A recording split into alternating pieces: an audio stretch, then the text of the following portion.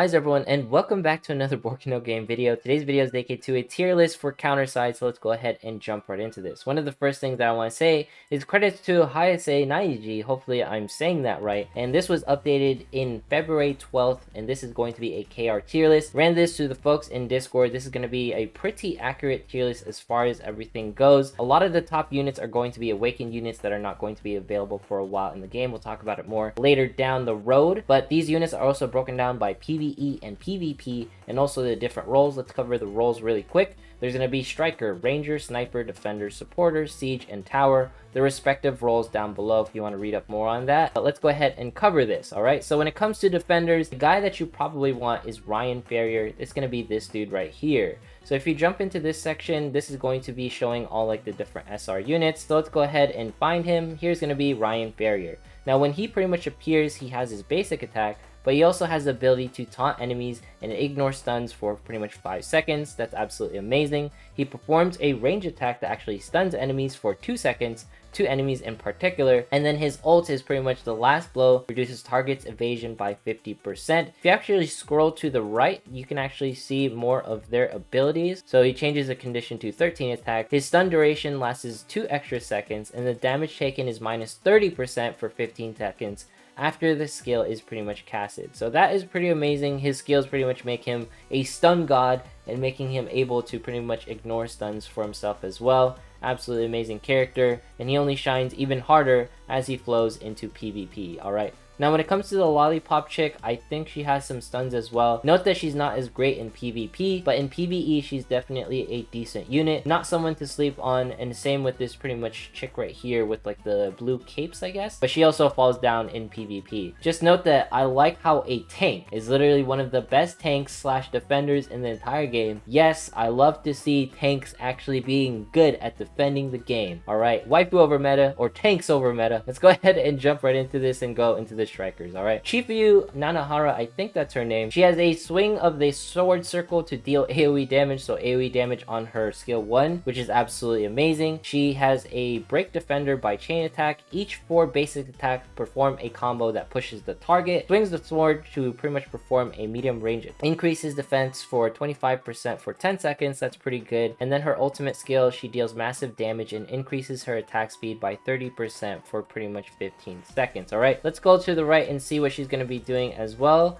Her basic attack pretty much increases by 5% later down the road. She gets an extra 50% damage on her skill 1 right there. Buff damage received minus 10% for 10 seconds. So not only does she increase her defenses for 25%, but she also reduces the amount of damage that she'll be receiving. And then for her ultimate ability, gains immunity for CC for 15 seconds, which is absolutely amazing. So she's going to be dealing damage, and she doesn't care about anything after she gets pretty much her later leveled skills. And then also this is going to be another decent SR character. I was looking at her earlier. She's actually pretty amazing. Lin Qing is going to be one of the better characters because she has the ability to restore her AP on her skill 1. She can also push back on her normal basic attack, and then on her skill 2 she can actually do a knockback, and then lastly she can pretty much increase or recover 3 AP, which is absolutely amazing. More AP you have, the more characters you're able to place on the field. And then as her skills level up, she pretty much has the +1 addition of AP. Her cooldown reduces minus 4 seconds, so this is going to be 14-second cooldown instead. And then here it's going to be cooldown minus 8 seconds and more AP. So this girl is pretty much going to be increasing your AP as many times as possible. That way you can get more units on the field. Absolutely amazing. No reason not to pick her up. And that's probably why she's so highly fitted and highly kitted on this tier list right here. Chifuyu Nanahara, Lin Qing, that's going to be the characters that you're definitely going to want. And in PvP, they only shine more, you know, because most of their kits seemed like they were good both in PvP and in PvE, alright? So, like, being able to recover more AP,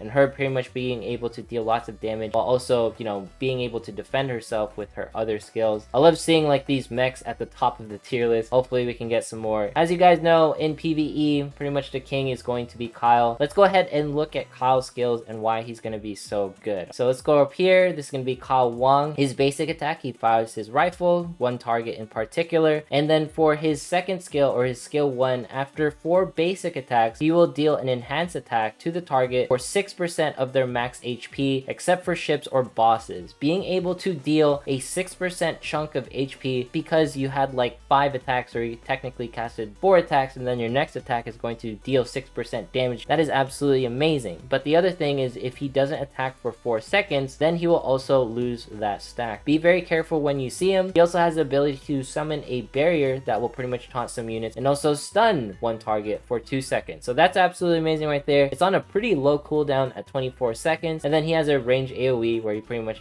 shoots a line across the board. And then his future abilities, as you level up his skills, his basic, increases more damage. And then pretty much it becomes 8% max HP versus the 6% earlier. That's going to be absolutely amazing. And then he grants an additional barrier. The summon addition barrier will be 13 meters ahead for 4 seconds. That's going to be pretty good versus like, maybe it was closer before. I'm not sure if it means double barriers. I think it just means he can cast it further ahead of him, so that way he can taunt more targets away from him versus closer to him. UB, or his ultimate skill, cooldown minus 10 seconds, so he's going to be casting his ultimate skill every 35 seconds. Absolutely amazing unit. Sort of speaks for himself, where he can deal lots of damage, 8% max HP on the skill particular. He can taunt units, and he pretty much deals like AoE damage. Like, what more can you ask for from a ranger who's going to be dealing damage all the time? Let's go ahead and look at this dude. He's going to be one of the SR characters that you can get. All right, Zhu Shi Yun, that's going to be this dude. And note that his basic attack is actually going to be AoE damage. He's going to be jumping back and forth, and I think it's going to be saying he can hit up to 2 targets. And then for this one, ignore the condition from boss and ship, and he can deploy anywhere on the battlefield. Absolutely amazing on that part. He can counterattack the front 2, and target will stun for 1.5 seconds. So whenever he's stunned, he will give you a stun back. And then for his ultimate skill, he pretty much throws a building at you, dealing wide AoE damage and stunning the target for 5 seconds. It's going to be on a 40-second cooldown. Let's go ahead and look at his other abilities. His basic, increases 5%. Damage taken is minus 8%, not to mention all the other additives. So wherever he's placed on the battlefield, he will take decreased damage. And then plus 25% damage on pretty much his counterattack whenever he's stunned. And then this one's absolutely amazing. His ultimate will always crit after it's pretty much max. So this guy is going to be dealing heavy amounts of damage, dealing AoE, automatic crit on his last skill after max upgrade. No wonder he's going to be top on the tier list, alright? In PvE and in PvP, he falls off a little bit onto tier 2. Absolutely fine. Same with Kyle. I'm also curious about the waifu Elizabeth Pendragon, because she's also tier 1, and I know some folks are probably curious, how's her functionality going to be? Alright, Elizabeth Pendragon right here throws multiple swords to hit the front target. We've seen that before. When deployed, she shoots a knife on top of enemies, after that a jump back. Alright, that is pretty cool right there. Attacks non-stop on an area, deals damage based on an effective hit 3, reduces 20% accuracy. So that is a pretty good debuff right there. And then her ultimate ability, drop a huge sword at the target, dealing AoE damage times 3, or 3 targets. I'm not sure what that means. Maybe she deals AoE damage 3 times and then stuns targets for 5 seconds. So a stun right there, AoE stun, that's going to be pretty good. And then here, increase base attacks in the later runs, and then plus 50% damage on her skill 1. On her skill 2, effective hit is plus 1. So maybe the effective hit is going to be 4 versus the 3. I'm not sure if that means 4 ticks of damage, or that, incurs other things. Let me know down in the comments. And then damage dealt will always be critical. So that is pretty amazing on her sword ability. Not as, many different skills as Kyle, because Kyle was able to land like taunts and all sorts of things and pretty much deal damage from different locations, and also has the ability to chunk an enemy for a certain percentage of HP, making Kyle definitely a more top tier worthy unit. But Elizabeth Pendragon does have some CC with her stuns, and not to mention she deals decent damage overall, so don't sleep on her either. She's a waifu,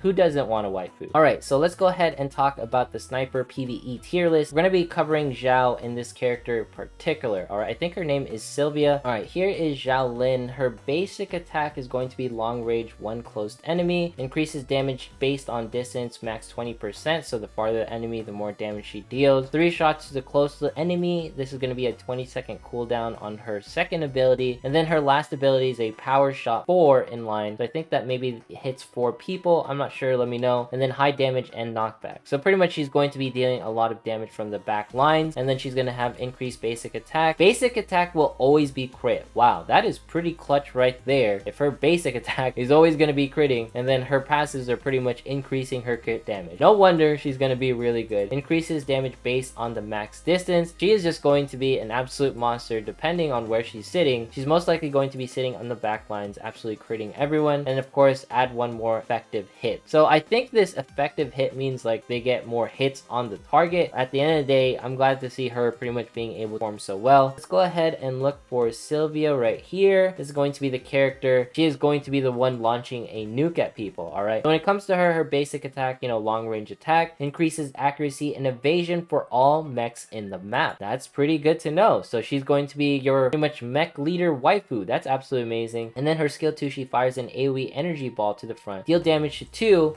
effective hits and stuns non-counter / soldier units. So pretty much anyone who is a mech and a soldier will pretty much get stunned with her ability. And then she also deals AoE damage on her UB or her ultimate skill. Let's see what happens here. That's gonna be a 50-second cooldown for her ultimate skill. Increased basic attack. Mechs also have a plus 10% attack power buff. That is pretty awesome. So now mechs will be even crazier when she is on the field. And her cooldown is -4 per second. And then her stun now applies for all units. That's gonna be absolutely amazing. So you can get a stun off every 24 seconds roughly. It's going to be every 20 seconds she's going to be landing a stun. That's going to be pretty good right there. And then for her AoE attack, she's going to be -15 seconds. So every, I believe that's 35 seconds, you know, correct my math if I'm wrong on that one, she's going to be dealing some AoE damage. Overall, her purpose is going to be the fact that she's going to be the stun mech queen, SR rating, absolutely amazing DPS CC unit. Definitely can't go wrong picking a copy of her up. It's going to be great for PvP and also great for PvE. Let's go ahead and cover a few more things. Now, PvE wise, there are more actual SR healers and rare heroes. So healer PvE wise, there's going to be the SR unit up top. Yang Harim is going to be a premier unit. And then you also have this unit right here. I'm not sure with her name, but let's go ahead and check out Yang Harim. All right, Yang Harim is right here. Gun on range attack, sword on melee. Keep hitting for 5 seconds. I'm not sure what that means. I guess she hits folks. And then enemies hit by basic attack, reduce attack power by 10%. That is pretty cool. So whenever she hits someone, she reduces their attack power. I can see why that's pretty top tier right there. And then on her skill 2, create an aura buff effect, adds 15% shield, 10 seconds, and plus 15% skill charge for all allies. She is going to be making skills pretty much hit harder. Attack all in a line, all allies damage plus 20% for 10 seconds, and enemy skill charge minus 20%. She's going to be great for either PvE and PvP,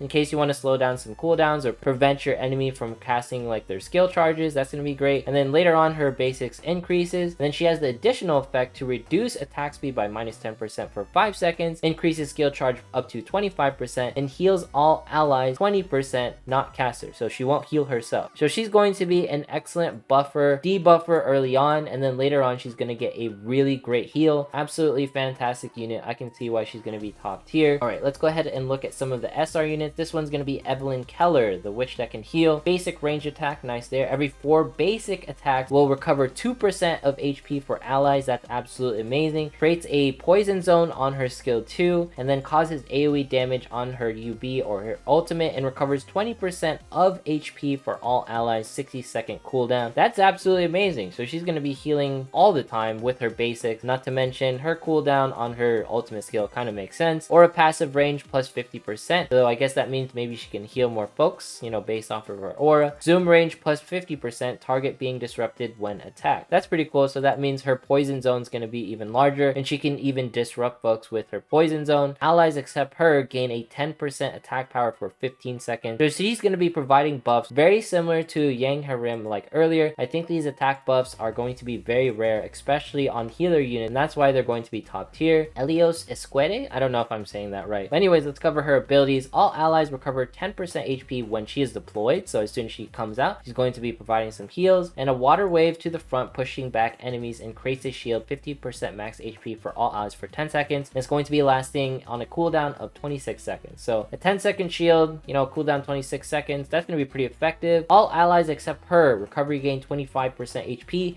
and gains a shield of 15% max HP for 10 seconds. So that is going to be pretty great. Let's see her abilities later on. Also, add buff damage taken minus 10% for all allies. So when she appears, she's going to be giving everyone HP, but also giving everyone the ability to take less damage thanks to the buff when she appears. Also recovers 5% HP for all allies size and range. So pretty much she gets a heal when she casts this skill, the create shield one in particular. So that's going to be pretty cool, and not to mention the skill cooldowns that are going to be appearing. So you're probably going to be able to cast this every 22 seconds, a heal. And then this one right here, her last ability, so -6 seconds. So she's probably going to be casting this like roughly every 40-ish seconds. Feel free to correct my math right there. And then recovery HP change to 33%. So she's going to be providing a fat heal every 40 or so seconds when she's going to be appearing. Personally, I feel like Evelyn Keller is definitely going to be the better healer, but I can see how Elois Esquede can be more clutch in certain moments if you play her manually. She doesn't seem as auto-friendly because when she appears, she recovers some HP. Just something to be aware of. I can see why Keller is pretty much rated higher, and that's going to be the healers right there. And then as far as like the siege units, we don't really have any, and as far as PvE goes, none of them are rated too highly except for this SSR unit right here. So let's go ahead and talk about her because she's going to be rated high in PvP. Alright, so it's going to be Rumi. Basic attack while ignores others than the boss in HP, so she's going to go straight for the boss as soon as she appears. Absolutely fantastic for a PvP situation. Her skill 1 rockets fires to the ground and deals AoE damage for 3 meters when deployed, so that's going to be really cool. She's going to be dealing AoE damage upon her deployment. Skill 2 shoots the ground and leaps forward to rush to the boss and causes knockback before and hit after the skill. Summons a monster truck, push through the enemies towards the boss. Each time the charge forwards, it consumes 35% HP until it is pretty much broken. So that is a pretty cool UB right there, where she's going to be charging to the front line. And then her basic attack is plus 5%, effective hits plus 2. So I guess when she appears, she's going to hit more enemies. And then when damage is taken, minus 25% for 10 seconds after the pretty much her ability to, you know, do some knockbacks and stuff on her. So later on her skill 2, she's going to be taking minus 25% damage whenever she casts her skill 2 in particular. And then she reduces the HP consumption to 25% instead of 35% earlier when the truck is pretty much summoned, and cooldowns are going to be lessened as well. I guess she's going to be the premier siege unit, especially for PvP situations. If you're probably hardcore in PvP, she's probably one of the units that you're going to be wanting. But overall, I like this tier list and the way it's like sort of designed after looking through all the different skills. Just know waifu over meta. It seems like every single unit has their capabilities. Zhao was clear sniper above all else. Sylvia was able to become pretty much the stun slash mech queen. Kyle, of course, is premier husbando, where he can do taunts, he can deal damage, he can do it all. And then Elizabeth was pretty good at dealing some stuns, and I believe this was like Zhu Yun Shin Hyun, something like that, and he was pretty good at dealing some stuns and dealing some AoE damage. Overall, it seems like every single character has capabilities, so don't sleep on them. Read their abilities. Who knows, maybe you'll find the secret hidden treasure in this tier list and you can, you know, prove this tier list wrong. I don't know. Anyways, if you made it this far in today's video, consider subscribing, dropping a like, leaving a comment, follow me on Twitch, follow me on Twitter. Once we hit 20,000 subs, we're doing a giveaway. Thanks so much for watching. Have yourself a fantastic day, and I will see you in the next one.